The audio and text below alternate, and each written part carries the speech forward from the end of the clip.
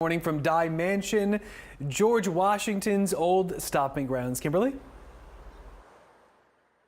That's correct, Lauren and Nick. We're finishing up our tour here at the grounds at the Dye Mansion. It is absolutely gorgeous here this morning. It absolutely is. This is the gardens of the Dye Mansion. Not original to the Dye period, but actually one of the Olmsted brothers garden designs. We just restored it a couple of years ago to the original design, and it's a beautiful site. Folks have had weddings here. Of course, you can see even further behind the Passaic County Golf Course.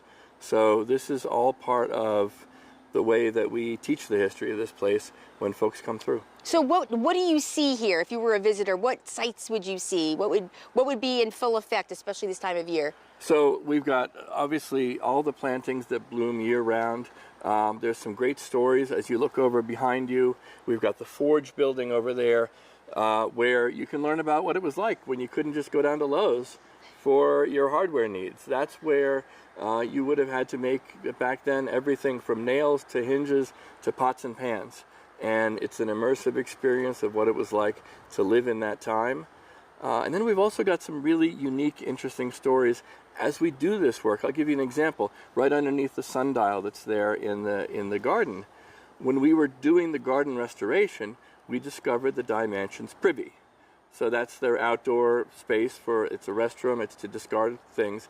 And for an archaeologist, finding out, what a household threw away, you learn a lot that way. Teaches you an incredible amount about how that household lived. So this is an ongoing archaeological discovery, and it's a wonderful place for people to visit year-round.